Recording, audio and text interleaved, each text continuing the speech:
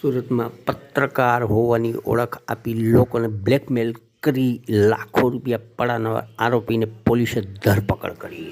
પત્રકારની ઓળખ આપીને અલગ અલગ જગ્યાએ લાખો રૂપિયા પડાવ્યા. સમગ્ર મામલે સરથાણા પોલીસ સ્ટેશને આરોપીની ધરપકડ કરી આગળની કાર્યવાહી કરીને ઘટનાનું રીકન્સ્ટ્રક્શન કરવામાં આવ્યું. આ બંને ભાઈઓએ અલગ અલગ લોકોને સાથે રાખી ગેંગો બનાવી અને સરથાણા પોલીસ સ્ટેશન ઉપરાંત સુરતના અલગ અલગ પોલીસ સ્ટેશનમાં લોકોને ધાકધમ તંત્રના આંટીઘૂંટીમાં ફસાવી દેવાના, એની આબરૂને રેપ્યુટેશનને ખરાબ કરવાના ધાકધમકી આપી અને પૈસા ઉઘરાવતા હતા.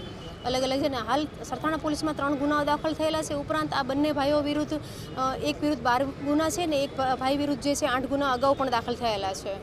અત્યારે જે અલ્પેશ વિરુદ્ધ ગુનો જે છે એ પાર્કિંગમાં આ તમારે જે પાર્કિંગ છે ગેરકાયદેસર છે, તમે આ ગેરકાયદેસર પાર્કિંગના તમે અમને પૈસા નહીં આપો તો અમે તંત્ર દ્વારા આનું તોડફાડ કરાવી દઈશું, આવી ધમકી આપીને એની પાસેથી પૈસા નિખંડને ઉઘરાવેલ છે. અને હાલ એને પૈસાની ક્યાં ક્યાં માંગણી કરેલ છે અને ક્યાં એને કઈ રીતે ગુનાહિત કૃત્ય આચરેલ છે એ માટે રિકન્સ્ટ્રક્શન કરી રહ્યા છીએ.